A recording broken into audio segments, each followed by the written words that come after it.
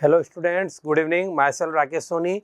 सो की इस प्लेलिस्ट में अपन प्रीवियस लेक्चर में बात कर चुके थे न्यूटन्स लॉ ऑफ मोशंस की। क्लियर है? तो आज हम बात करने वाले हैं इसके वर्क एनर्जी पावर, जो आपका नई चैप्टर है वर्क एनर्जी पावर, उसके अपन यहाँ पर बात करने वाले हैं। तो इस वाले लेक्चर में हम बेसिक टाइप्स ऑफ वर्क की डेफिनेशन देखेंगे, किस तरह से अपन वर्क किस तरह से होता है और किस तरह से उस पर अपन फोर्स एनालिसिस करते हैं। सबसे पहले देखते हैं अपन वर्क एनर्जी पावर का लेक्चर 1। क्लियर? ओके। देखिए वर्क होता क्या है, हमने इससे पहले बात करी थी फोर्स की। क्लियर है? अब यहाँ पर वर्क क्या होता है इसके बारे में अपन बात करते हैं। हम हमारी डेली लाइफ में कुछ ना कुछ एक्टिविटी करते हैं। क्लियर है? उसी से रिलेटेड हम बात करते हैं। In our day to day life the word work means any kind of mental and physical activity. Clear है? Okay. For example we say they doing work वाहिल। सबसे पहले है रीडिंग अ बुक। क्लियर है? हम किसी चीज को एनालिसिस कर रहे हैं, मतलब कोई भी बुक पढ़ रहे हैं। Cooking the food, walking on a level road with a box on our head, pushing a wall of house but failed to do so. Clear है? इस तरह से हम बहुत सारी एक्टिविटी को परफॉर्म करते हैं, पर हम उसमें देखेंगे कि ये सब तो क्या आपकी फिजिकल और मेंटल एक्टिविटी है, लेकिन हम जो फिजिक्स में वर्क पढ़ते हैं वो पढ़ते हैं अपना मैकेनिकल वर्क। और वर्क होता क्या है उसी के बारे में अपन यहाँ पर बात करते हैं। क्लियर है? देखो अपन यहाँ क्लियर क्या है, but in physics the term work has entirely a different meaning. In physics work is said to be done if a body displace due to application of force. यानी कि मैंने किसी बॉडी पर फोर्स अप्लाई किया and my force is capable to displace the body. यानी कि जो body है वो वन पोजीशन टू अनदर अगर डिस्प्लेस होती है तो हम उसको कह सकते हैं कि हमारा वर्क हुआ है। इन केस ऑफ फिजिक्स में अगर यहाँ पर अपन उसकी बात करें तो क्लियर है। उसके बाद अपन यहाँ से बात करते हैं condition which must be satisfied the work. सबसे पहले मान लीजिए जैसे एम मास का ब्लॉक है, यहां से अपन बात करते हैं, यह आपका एम मास का ब्लॉक है, यहां से मैंने इस पर फोर्स लगाया। तो अब देखो वर्क किस तरह से होगा उसकी अपन यहां से बात कर लेते हैं। सबसे पहले a force must act on the body. Force का प्रेजेंट होना नेसेसरी है। The body must be displace from one position to another. मान लीजिए जैसे मैं यहाँ पर इस वॉल पर फोर्स लगा रहा हूँ, क्लियर है, but my force is not capable to displace the wall. यानी कि ये जो मैं इस पर फोर्स लगा रहा हूँ लेकिन इस वॉल को मैं शिफ्ट नहीं कर पा रहा हूँ, इसका मतलब वर्क नहीं हुआ है। अरे बात समझ में? क्लियर है? ओके। अब देखो work is said to be done by force on a body और an object if the force applied cause a displacement the body और द ऑब्जेक्ट। यानी कि अपन यहाँ पर अगर क्लियर इसमें समझे तो देखिए किस तरह से बता सकते हैं। देखिए मान लीजिए जैसे मैंने लिखा वर्क, तो वर्क को अपन बोलेंगे force multiply force in the direction of displacement. आरी बात समझ में? यानी कि आपका वर्क तभी पॉसिबल है जब आप जिस डायरेक्शन में फोर्स लग रहा है तो फोर्स का कंपोनेंट भी डिस्प्लेसमेंट के डायरेक्शन में ही होना चाहिए। जैसे सपोज करें यहां पर अपन लेते हैं ये मास का ब्लॉक है, क्लियर है, अब यहां पर लग रहा है फोर्स एफ, क्लियर है, और यहां से अपन है थीटा एंगल पे, तो ये क्या हो गया आपका एफ कोस थीटा। यहां से ब्लॉक शिफ्ट होके यहां पर आ चुका है, यानी कि अब उसकी पोजीशन यहां आ चुकी है। तब अपन इसको लिखेंगे W equal to F cos theta multiply D. तो यहां से अपन लिख सकते हैं एफ डी कोस थीटा। ये आपका मेजरमेंट के लिए फॉर्मूला भी प्रिपेयर है। आरी बात समझ में? यानी कि जिस डायरेक्शन में अगर अपन यहाँ से डिस्प्लेसमेंट लेंगे तो फिर डिस्प्लेसमेंट का एक कंपोनेंट होना चाहिए in the direction of force. Clear है? ओके। इसमें आगे बात करते हैं अपन। उसके बाद देखिए जैसे अपन ने यहाँ से लिया ये एफ है, ये थीटा है, तो अभी अपन इसकी बात कर ही ली। अगर अपन इस तरह से बात करते हैं, यहां से ब्लॉक शिफ्ट हो गए यहां चला गया, क्लियर है, ये हो गया आपका डी, क्लियर, ये थीटा है और ये फोर्स लग रहा है। हरी बात समझ में? तो ये वाला कंपोनेंट आपका क्या हो जाएगा डी कोस थीटा। तो ये पूरा मिला के W इक्वल टू क्या हो जाएगा D cos theta multiply F. तो यहां से क्या हो जाएगा W equal to F D cos theta. यानी कि अपन किसी भी तरह से बात करें अपन ये भी लिख सकते हैं work equal to displacement multiply displacement along the direction of force. Clear है बात? तो इस तरह से अपन दोनों यहाँ पर फॉर्मूला बता सकते हैं। अब सबसे पहले जैसे फॉर्मूला आया, अपन इसकी यूनिट की बात कर लेते हैं, W equal to F D cos theta. Clear है? अगर ऐसा ही यूनिट की बात करते हैं तो देखिए, सबसे पहले फोर्स की यूनिट न्यूटन मल्टीप्लाई मीटर, इसी को कंबाइंड फॉर्म में बोलेंगे हम जूल। क्लियर है? और अगर सीजीएस, अभी आगे भी बात करेंगे, अभी तो मैं बेसिक बता रहा हूँ आपको। सीजीएस की बात करें तो डाइन मल्टीप्लाई सेंटीमीटर, और इसको कंबाइंड फॉर्म में बोलेंगे हम आर्ग। तो इस तरह से हम इसकी यहाँ पर भी बात कर सकते हैं। क्लियर है? उसके बाद देखिए स्पेशल केस, अब हम क्या देख रहे हैं, मेजरमेंट देख रहे हैं। If theta equal to 0 degree, इसका मतलब है फोर्स और डिस्प्लेसमेंट दोनों एक ही डायरेक्शन में हो। क्लियर है? अलोंग द डायरेक्शन, यानी कि दोनों पैरेलल हो, तो उस केस में अपन लिख सकते हैं यहाँ से W equal to F D cos 0। What is the value of cos 0? 1। तो यहाँ से अपन लिख सकते हैं W equal to F D, यानी कि ये जो आपका वर्क होगा वो अपना क्या हो जाएगा, मैक्सिमम वर्क हो जाएगा। हरी बात समझ में? अगर फोर्स और डिस्प्लेसमेंट दोनों पैरेलल हो। क्लियर है? तो यहाँ से अपन इसको बोल दिया मैक्सिमम। केस सेकंड में देखते हैं, if theta equal to 90 degree. Clear है? यानी कि ये तो ये केस हो गया कि अपना फोर्स तो लग रहा है इस साइड में और डिस्प्लेसमेंट है इधर, तो अगर इन दोनों के बीच में देखें तो 90 डिग्री बन गया। अब यहां से according to formula F D cos 90 की वैल्यू 0, तो पूरा वर्क ही कितना हो गया, 0। यानी कि मैकेनिकल वर्क की बात करें तो यहाँ पर वर्क ही आपका कितना हो गया, 0। क्लियर है? यानी कि ये ऐसा कब पॉसिबल है, देखिए जैसे अपन ने बात करी यहां से work done by gravity. Clear है? जैसे मान लो ये मास का ब्लॉक है, ये मार्कर को ही ले रहे थे, इसका वेट तो mg नीचे, और मैं इसको डिस्प्लेस करता हुआ ले जा रहा हूँ इस डायरेक्शन में। आ रही बात समझ में? तो अब यहां से देखिए तो इन दोनों के बीच में एंगल कितना बन रहा है बेटा, 90। तो अपन यहां से लिखेंगे WG work done by gravity, mg multiply D multiply कोस 90 की वैल्यू 0, तो ये पूरा वर्क डन कितना हो जाएगा आपका, 0। सेकंड एग्जांपल देखते हैं अपन, if a body moving on a circular path then the work done by the centripetal force. Centripetal force क्या होता है, जो टुवर्ड्स द सेंटर लगता है। क्लियर है? और जो पार्टिकल है वो तो इस तरह से घूमेगा। अब पर्टिकुलर एक पाथ पर अगर अपन उसको रेस्ट में लाके मोशन कराएं तो यहां से देखो दोनों के बीच में एंगल कितना बन रहा है। क्लियर है? रेस्ट में लाके अगर एनालिसिस करें तो एफ डी कोस 90, तो अगेन अपन लिख सकते हैं वर्क डन यहाँ पर भी कितना हो जाएगा, 0। यानी कि कोई भी पाथ, अगर सर्कुलर पाथ, कोई भी पार्टिकल सर्कुलर पाथ में घूम रहा हो तो उस केस में भी आपका वर्क डन 0 हो जाएगा। क्लियर है? ओके। उसके बाद बात करते हैं अपन case third, theta equal to 180 का मतलब है फोर्स और आपका जो डिस्प्लेसमेंट है वो दोनों अपोजिट डायरेक्शन में है, यानी कि दोनों के बीच एंटी पैरेलल है। क्लियर है? तो उस केस में अपन लिखेंगे एफ डी कोस 180 की वैल्यू -1, तो W equal to minus F D. यानी कि अगर आपका जो एंगल है थीटा वो ऑब्ट्यूस है, ऑब्ट्यूस का मतलब ग्रेटर देन 90, तो फिर उस केस में आपका वर्क डन क्या आएगा, नेगेटिव आएगा। क्लियर है? जैसे यहाँ पर अपन बात कर रहे हैं, ये स्प्रिंग है, ठीक है। अब स्प्रिंग को देखो, ये इसकी नॉर्मल पोजीशन है। अब मैंने इसको कंप्रेस किया। क्लियर है? तो कंप्रेस करते टाइम देखो इसका डिस्प्लेसमेंट तो इधर, लेकिन ये वापस जो इसके अंदर रिस्टोरिंग फोर्स होता है ये वापस कहाँ जाना चाहता है, अपनी ओरिजिनल पोजीशन में। तो अगर इस केस में देख पा रहे हैं तो दोनों की डायरेक्शन क्या है, अपोजिट है।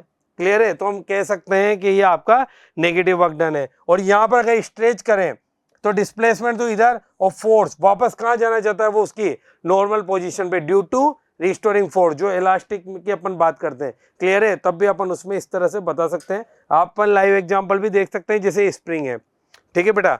जब मैं इसको इस तरह से खींच रहा हूँ, ठीक है, ऐसे खींच रहा हूँ, क्लियर है, तो ये कहाँ, इसका डिस्प्लेसमेंट तो इधर हो रहा है, लेकिन ये कहाँ जाना चाहता है, अपोजिट डायरेक्शन में जाना चाहता है। आ रही बात समझ में? यानी कि डिस्प्लेसमेंट और फोर्स के बीच में एंगल कितना बन रहा है, 180, क्योंकि ये दोनों एक स्ट्रेट लाइन पर ही एक्ट कर रहे हैं, लेकिन एक दूसरे के बीच में क्या है, इनका एंगल कितना है, 180 डिग्री है। वही केस मैंने यहाँ बताया आपको। क्लियर है? अब ड्यूरिंग द, अगर इस तरह से बात करें तो देखिए जैसे मैं इसको रिलीज करूंगा ये वापस, ये इसकी नॉर्मल पोजीशन है अभी। अब जैसे मैं इसको रिलीज करूंगा, या तो मैं इस पर कोई भी एम मास का ब्लॉक इस तरह से हैंग करवाऊंगा, तो ड्यू टू टेंशन प्रोड्यूस होगा इसमें।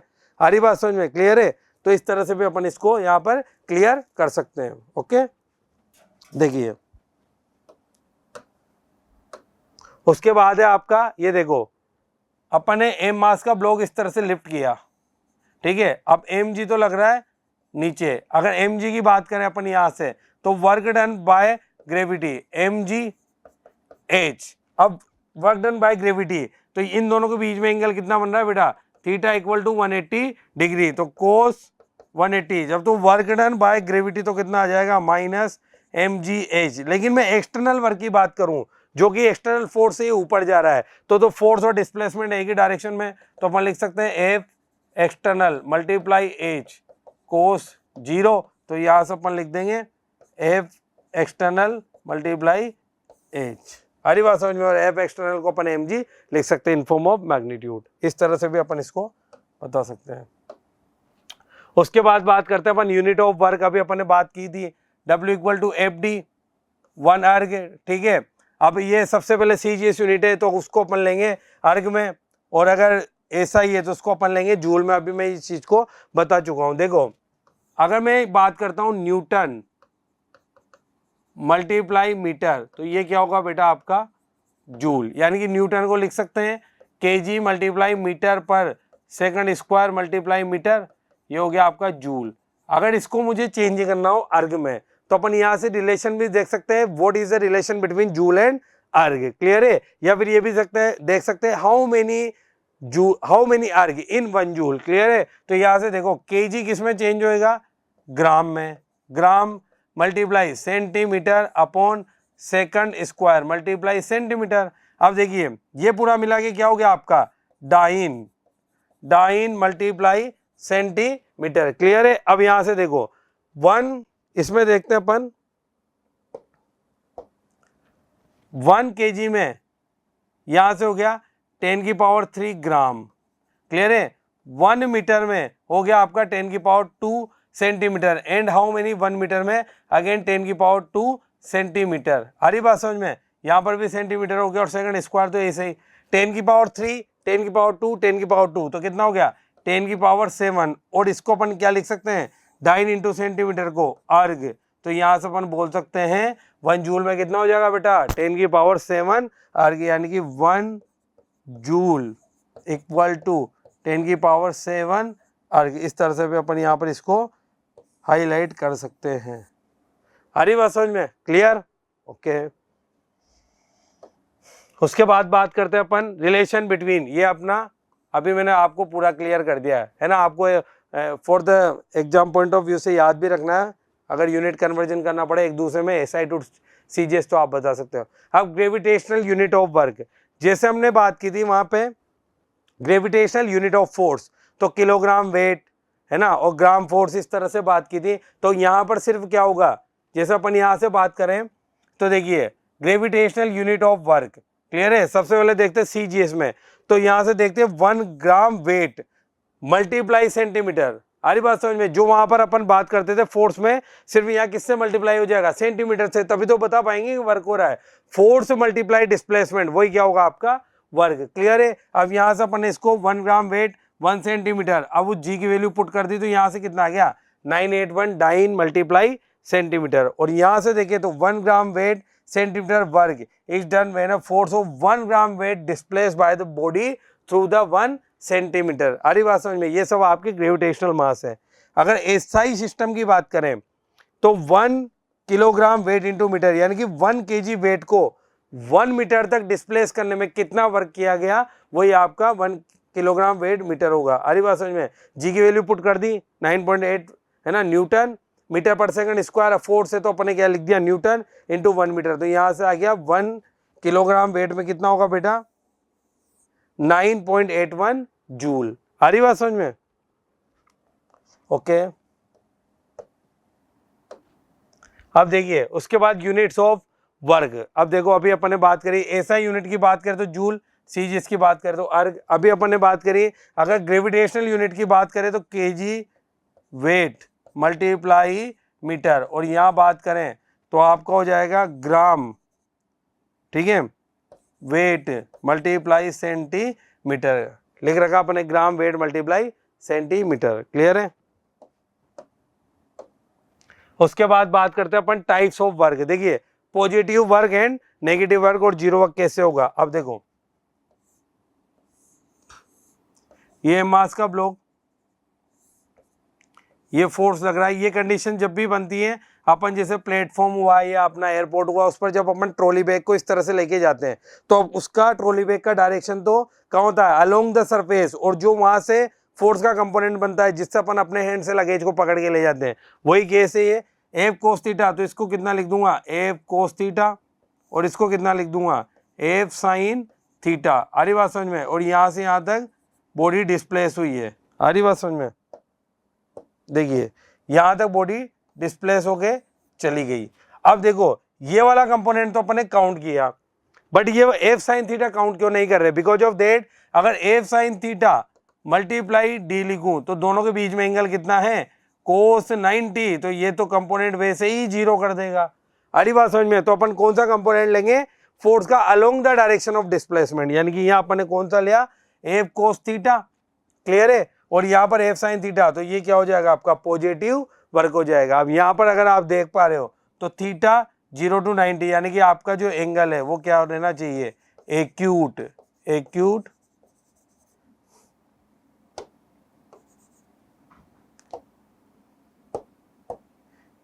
एक्यूट एंगल बन जाएगा आपका। क्लियर है, लेस देन 90।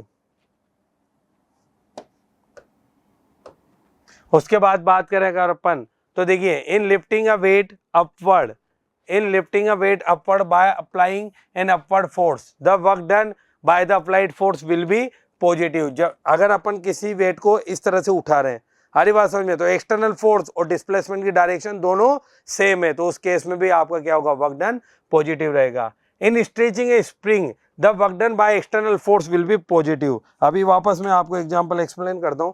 जब मैं इस स्प्रिंग को खींच रहा हूं तो जो ये एक्सटर्नल फोर्स में लगा रहा हूं इसको खींचने का और डिस्प्लेसमेंट दोनों एक ही डायरेक्शन में, ड्यूरिंग द एक्सपांशन जब मैं इसको खींच रहा हूं या during the stretching the work done will be positive. आ रही बात समझ में। लेकिन अगर रिस्टोरिंग फोर्स की बात करें तो ये वापस कहां जाना चाहता है, अपनी ओरिजिनल पोजीशन में, तब हम इसको बोलेंगे नेगेटिव वर्क डन बोल देंगे, क्योंकि वहां पर आपका जो है वो कंपोनेंट, यानी कि अपन बोल सकते हैं जो दोनों के बीच का एंगल है वो कितना हो जाएगा, 180 डिग्री। क्लियर है। तो यहाँ पर अपन ने वो एग्जांपल लिया है, इन spring the work done by the external force will be positive, तो इसको अपन अंडरलाइन करेंगे।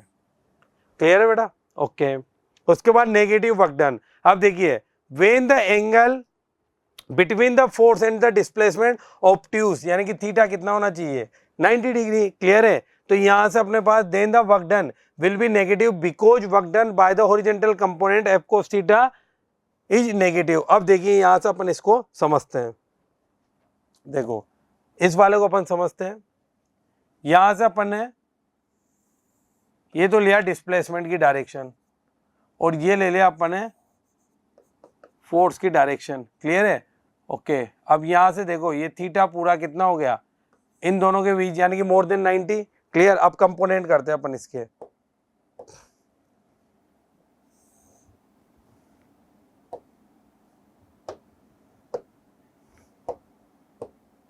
इसके कंपोनेंट कर रहे हैं। देखिए अब यहां से अगर मैं बात करूं, ये पूरा थीटा है तो बेटा ये कितना होगा, 180 माइनस थीटा।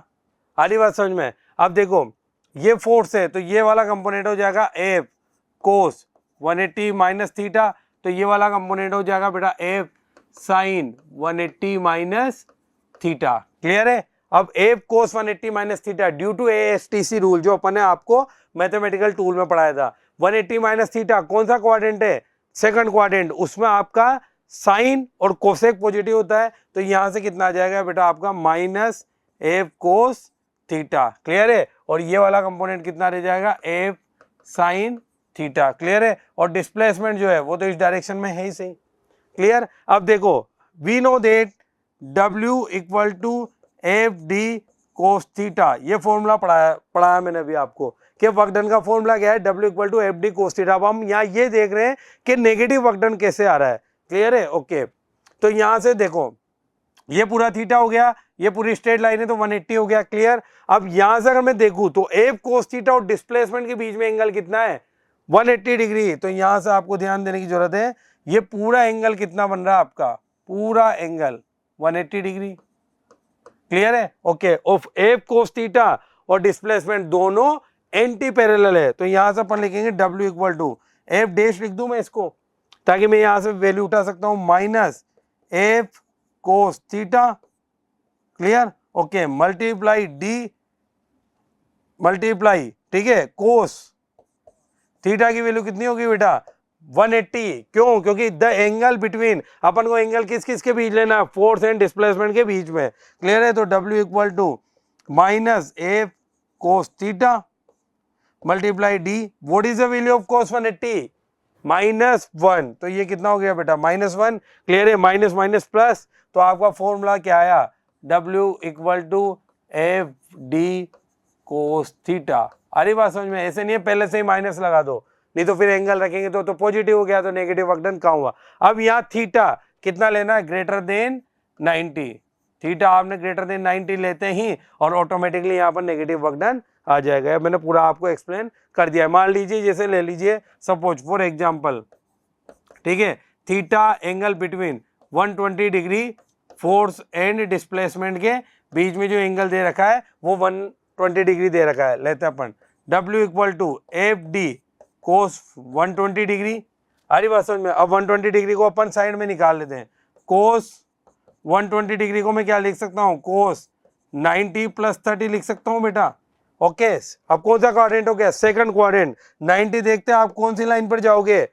जंप वाली लाइन पर, ठीक है। तो यहां से लिख दिया आपने साइन 30 लिख दिया, लेकिन सेकंड क्वाड्रेंट में कोस तो आपका क्या होता है? नेगेटिव होता है। तो यहां पर कितना लिख दिया बेटा आपने? Minus sine 30। तो साइन 30 की वैल्यू कितनी होती है? 1/2, तो -1/2। एफ की वैल्यू ले लो आप 10 न्यूटन ले लो और डिस्प्लेसमेंट 1 मीटर ले लो। जस्ट एज एग्जांपल ले रहा हूं मैं आपको इसको एक्सप्लेन करने के लिए। तो यहां से बेटा एफ कितना हुआ? 10 × 1 माइनस का 1/2। आ रही बात समझ में? ये आपके सामने है। क्लियर? ओके। तो यहां से जो आपका वर्क आया वो कितना आया? -5 joule. Minus sign shows that force is acting opposite direction to the displacement. ये पूरा मैंने आपको नेगेटिव वर्क डन भी एक्सप्लेन कर दिया। आ रही बात समझ में? क्लियर? ओके। उसके बाद देखते हैं अपन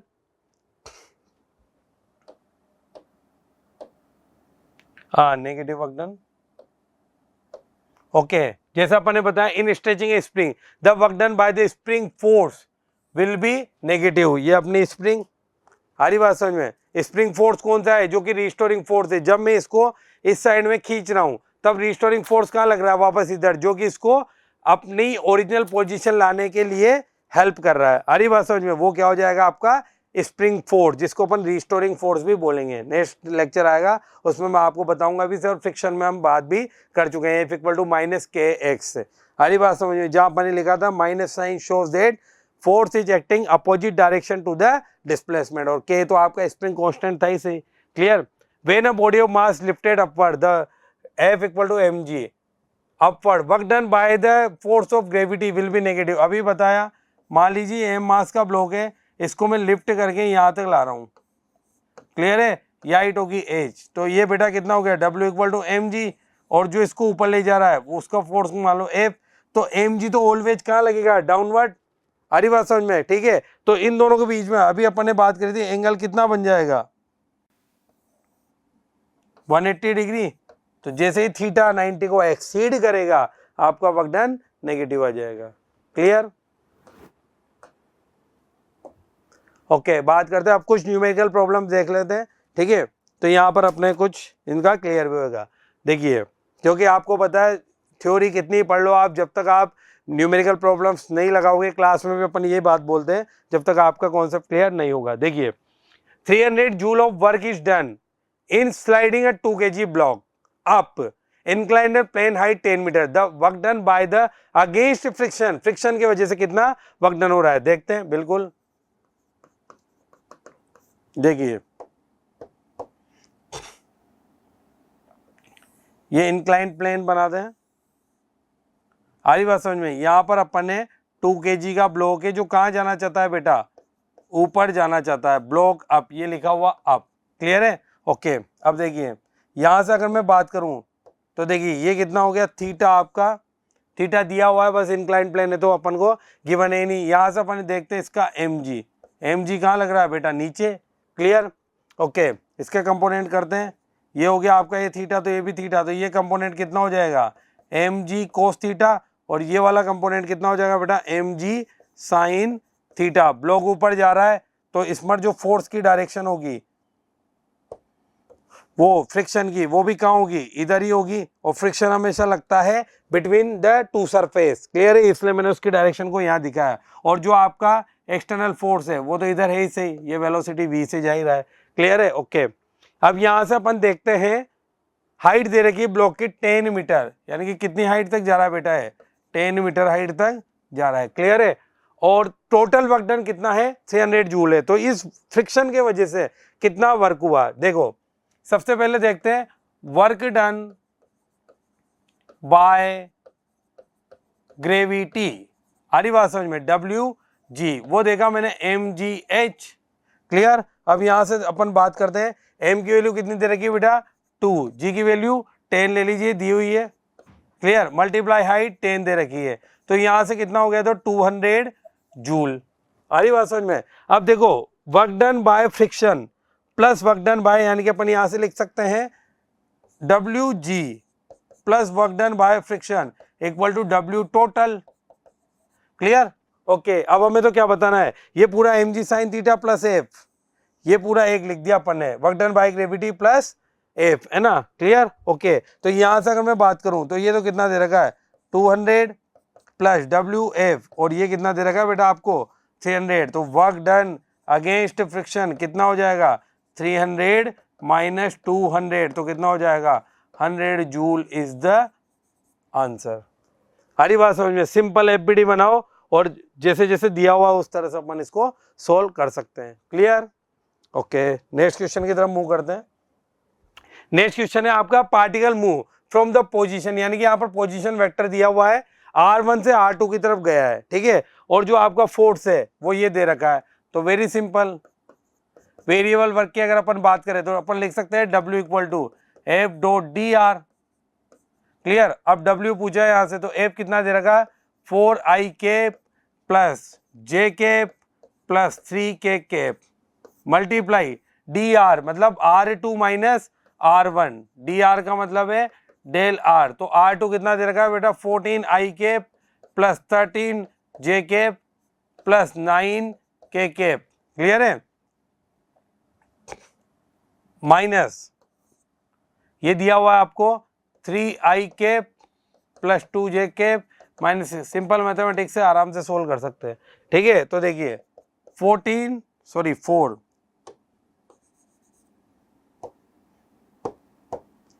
4i cap plus j cap plus 3k cap, अब ये माइनस कर लेते हैं अपन, 4 में से 3 गया तो बचा आपका 11i कैप, 13 में से आपका 2 गया तो बचा प्लस 11j कैप, और 9 plus 15 minus minus plus 15k cap. अब ये तो सिंपल डॉट प्रोडक्ट हो गया अपना, ठीक है, स्केलर प्रोडक्ट, तो यहाँ से लिख सकते हैं 44। क्लियर है, 4j प्लस 11 प्लस 45, तो 44 plus 11 55, 55 plus 45, now answer will be 100 joule. Option देख सकते हैं अपन easily, option is correct. Clear है, सिंपल अपन ने फॉर्मूला लगाया एंड सोल्व किया है। नेक्स्ट क्वेश्चन देखते हैं, अब by which is constraint for move along Y direction, और फोर्स दिया हुआ है अपन को इतना, सिंपल अभी जो पहले किया था, the work done by the force in displacing the body 10 metre along Y axis जा रहा है, यानी कि ओनली अपन को वाई कंपोनेंट दिया हुआ है, मतलब जे कैप की वैल्यू दी हुई है। वेरी सिंपल, ठीक है, वाई डायरेक्शन में जा रहा है मतलब कंपोनेंट हो गया 10 जे कैप, किसका, डिस्प्लेसमेंट का, वाई डायरेक्शन है ना, तो डिस्प्लेसमेंट का कंपोनेंट हो गया अपना 10 जे कैप, और फोर्स दिया हुआ है 2i minus 2i plus 15j, यानी कि फोर्स की वैल्यू दे रखी है बेटा माइनस का 2i cap plus 15j cap plus 6k cap. Clear है, तो W एफ डॉट डी। अब W कितना दे रखा है, -2 I cap plus 15 J cap plus 6 K cap, clear है, multiply 10 J cap. Only J वाला कंपोनेंट ही काम करेगा, क्योंकि ये तो आपका क्या हो जाएगा 0, तो यहाँ से सिंपल कितना हो जाएगा 15 × 10, because of that J dot J तो कितना होगा 0, तो 150 joule is the answer, clear, okay. Next question की तरफ मूव करते हैं। उसके बाद आपके क्वेश्चन दिया हुआ है, देखिए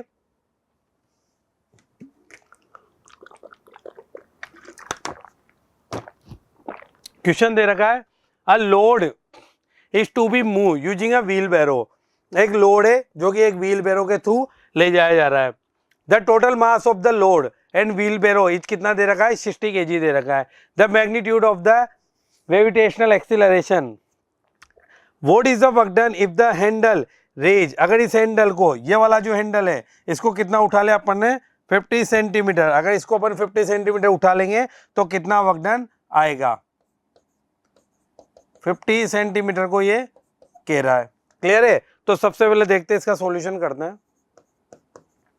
टोटल वर्क डन देखते हैं अपन, 60 kg दे रखा है तो 60 × 10 600 न्यूटन हो गया। हरी बात समझ में, क्लियर। अब देखो यहां से ये लोड इस पर है, ये पूरा आपका लोड दिया हुआ है, ये पूरा आपका लोड है। तो पहले ये देखते हैं लोड आर्म कितनी दे रखी है अपन को, लोड आर्म वो दे रखी है बेटा आपको 70 सेंटीमीटर, यानी कि 0.07 मीटर। SI में कन्वर्ट कर लेते ताकि आगे दिक्कत नहीं आएगी। उसके बाद आपकी अफट आर्म, जो यहाँ से पूरा अफट लगेगा, जब मैं इसको ऊपर उठाऊंगा तो पूरा क्या बन जाएगी आपकी अफट आर्म। तो अफट आर्म वो कितनी दे रखी है 70 + 50, यानी कि 70 + 50 यानी कि कितनी होगी 120 सेंटीमीटर, यानी कि 1.20 मीटर। आ रही बात समझ में, क्लियर है, ओके। अब देखते हैं अफट कितना है, वो यहां से देखते हैं अपन, load multiply load arm, simple effort multiply effort arm. अब लोड कितना दिया हुआ है, वो दिया हुआ है 600, क्लियर है। टोटल 600 मल्टीप्लाई 0.70 अफट तो निकालना है, ये ई मान लेते हैं, और ये कितना हो गया 1.20, तो यहां से ई आ गया आपका 600 मल्टीप्लाई 0.70 डिवाइड बाय 1.20, पॉइंट से पॉइंट तो कैंसल, ये हो गया आपका 50, तो ई तो कितना आ गया 350 अफट न्यूटन, 350 न्यूटन। ये तो इतना अफर्ट अपन इसको लगाने में कर रहे हैं, लेकिन अब इसको 50 सेंटीमीटर अपन को कहाँ ले जाना है ऊपर। तो द वर्क डन, यहाँ पूछा हुआ था वर्क डन, न कि फोर्स पूछा हुआ था, क्लियर है। तो वर्क डन बाय ऊपर उठाना अपन को, तो 350 मल्टीप्लाई 50 सेंटीमीटर है, उसको किस में कन्वर्ट कर दो मीटर में। तो यहाँ से आपका कट 2, इसको कट किया तो 175, तो कितना आंसर आ जाएगा 175 जूल, क्लियर है। सिंपल है, अपन ने सिंपल ये निकाला, लोड आर्म को यहां से देखा, अफट आर्म पूरी अफट वो होगा जहां से ये उसका लोड लगा रहा है, और सिंपल मल्टीप्लाई कर दिया, लोड मल्टीप्लाई लोड आर्म, वही एक तरह से अपन ने कॉन्सेप्ट लगाया सिंपल मशीन का, सिंपल मशीन ही है। अफट निकाले, कितना अफट इसको रिक्वायर्ड है, अब कितना ऊपर उठाना है हैंडल से, क्लियर है, वो अपन ने निकाल के मल्टीप्लाई कर दिया, सिंपल। उसके बाद देखते हैं अपन नेक्स्ट, देखिए अ रेजोनाइट pulls a toy train a distance of 12 centimetre while playing in the garden if the work done by the child is 60 joule. Toy train को ले जाने के लिए जो रेजोनाइट है उसने कितना वर्क किया है, कितना वर्क किया है 60 जूल। तो वर्क दिया हुआ है बेटा यहाँ से 60 जूल, फोर्स कितना अफर्ट 10⁻³ न्यूटन। हरी बात समझ में आओ। डिस्प्लेसमेंट दे रखा है 12 centimetre, it means 12 multiply 10⁻⁻² metre. अब ये टॉय ट्रेन है, क्लियर है, ये टॉय ट्रेन है, मास एम, इसको आगे ले जाने में फोर्स लगाया अपन ने कितना 10⁻³ न्यूटन, और जब इसको डिस्प्लेस किया 12 सेंटीमीटर तक, यानी कि यहां से डिस्प्लेस करके लेके 12 सेंटीमीटर तक, क्लियर, यहां तक लिया अपन, ठीक है, मान लीजिए यहाँ तक लिया अपन, तो ये कितना हो गया यहाँ से यहाँ तक। अब इतना वर्क डन हुआ है तो अपन using formula W equal to F D cos theta, clear है। और हमसे पूछा है एंगल पूछा है, तो बहुत इजीली है, देखो W, ठीक है। अभी अपने एंगल जो है वो फोर्स का वो कुछ भी नहीं पता, अपने ये मान लिया कि वर्क और फोर्स के, क्योंकि हमें क्या पता कितने एंगल पे जा रहा है, सिर्फ थीटा एंगल मान सकते अपन। तो देखिए यहाँ से एफ कितना दे रखा है, इसका वैल्यू पुट कर देते यहाँ से, वेरी सिंपल। एफ की वैल्यू दी हुई है W ये रहा 60, क्लियर। ये दे रखा है 10 की power 3, displacement 12/100 multiply cos theta, 20 से 20 गई, एक बचा, क्लियर है। 10 से 10 भी गई, यानी कि कोस थीटा कितना आया 1/2, तो कोस थीटा 1/2 है, तो थीटा कितना होगा कोस इनवर्स 1/2, और कोस इनवर्स 1/2 कहाँ होता है, थीटा इक्वल टू कितना आ जाएगा 60 डिग्री। तो यहां से कितना आ गया आपका थीटा,